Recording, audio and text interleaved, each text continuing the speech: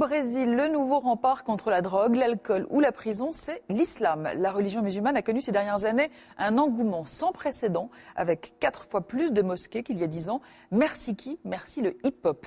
Allah dans les favelas, c'est un sujet d'Antoine Laguerre. Sao Paulo, 11 millions d'habitants, la plus grande métropole brésilienne. Loin des plages de Rio et du Farniente, la ville la plus violente du pays. Et phénomène nouveau dans les favelas, l'apparition de l'islam. Sur fond de musique hip-hop, les jeunes des faubourgs se convertissent par milliers à la religion musulmane. Une autre façon de combattre la violence des gangs, la drogue et la pauvreté. Ritson du ghetto, un rappeur, est désormais devenu Sharif Shabazz, le chantre du combat contre une société brésilienne décrite comme décadente. J'ai toujours été religieux. Ma mère est évangéliste, mais moi, c'est le hip-hop qui m'a donné mes premières références à l'islam. Puis j'ai découvert Malcolm X, et depuis j'ai convaincu beaucoup de jeunes comme moi de se convertir en les emmenant à la mosquée. Mais tu sais, le problème au Brésil, c'est de respecter les principes de l'islam au milieu d'une société si permissive. Bastion catholique sur le continent sud-américain, le Brésil assiste à la percée d'un islam qui s'est surfé sur les passions locales. Rien de mieux qu'un concert pour attirer de nouveaux adeptes et prêcher le combat. On rend hommage à la cause palestinienne.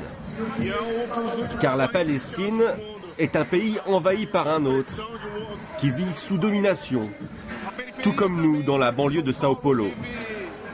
Nous vivons comme des exilés dans notre propre pays et personne n'en parle. Baptisés Posse Aoussa en hommage à la révolte de leurs ancêtres esclaves il y a plus d'un siècle, ces fêtes politiques bannissent la drogue et l'alcool, omniprésentes dans les favelas. Le Posse Aoussa existe depuis 16 ans. Il a une grande importance dans ma conversion, car c'est grâce à lui que j'ai pris conscience des révoltes que l'islam a incarnées dans le passé.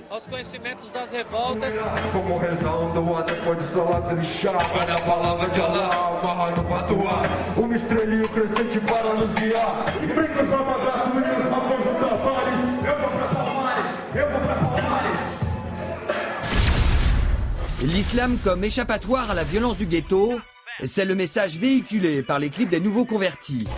Comme ce tube des favelas baptisé « Musulmans, la révolution du monde », sur fond de guerre entre la police et les gangs, le rappeur appelle à la révolution au nom d'Allah.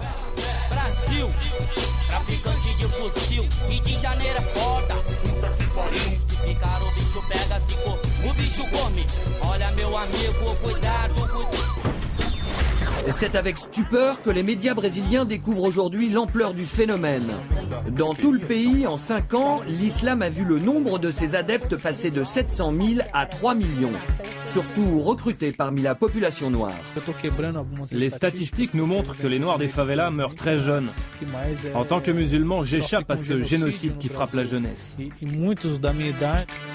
À San Bernardo dos Campos, en plein cœur de la favela, une nouvelle mosquée a été inaugurée en février dernier par un imam venu spécialement de Syrie. C'est désormais le quartier général de l'islam en Amérique latine. Cette visite, largement médiatisée, a suscité de violentes réactions des députés de la droite dure brésilienne, réfugiés en centre-ville. Les islamistes se répandent dans les villes pour convaincre les gens de se convertir. Et ils vont spécialement dans les favelas pour ça, dans les quartiers pauvres. Ils nous menacent comme un virus. Ils ont choisi le Brésil à cause de la misère du peuple et de son faible niveau intellectuel.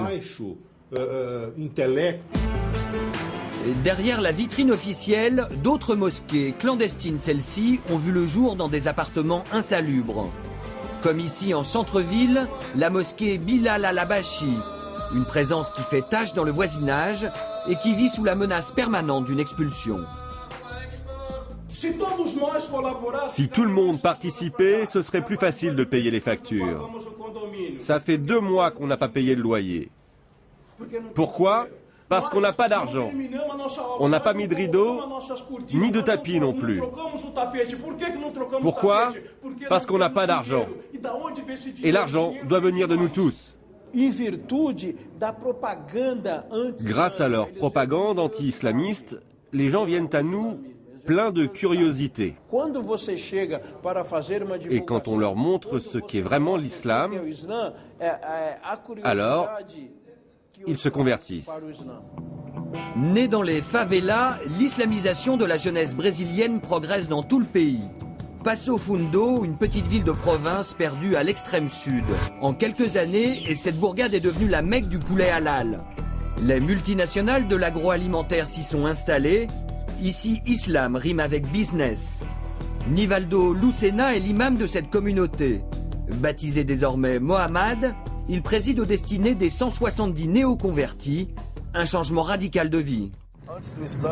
Avant l'islam, je buvais de l'alcool, je me droguais, je fréquentais plein de femmes.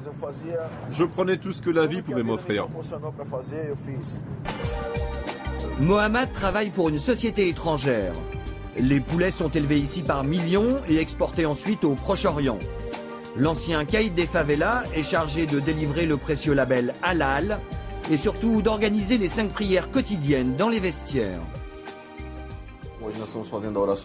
Aujourd'hui, nous allons faire la prière d'un petit groupe de Brésiliens qui se sont tournés vers l'islam et après ils iront rejoindre la première équipe pour la relayer aux abattoirs. Allahu Akbar. Allahu Akbar. Comme l'imam, tous ont opté pour un prénom musulman, condition indispensable pour décrocher un emploi aux abattoirs.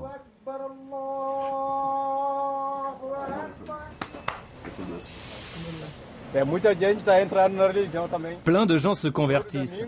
Rien que dimanche dernier, nous avons eu 2 nouveaux venus.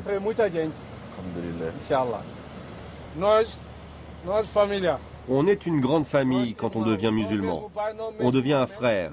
Même si on n'a pas le même père ou la même mère, on est quand même frère, on n'est plus seul dans la vie. Une famille qui s'agrandit chaque jour un peu plus.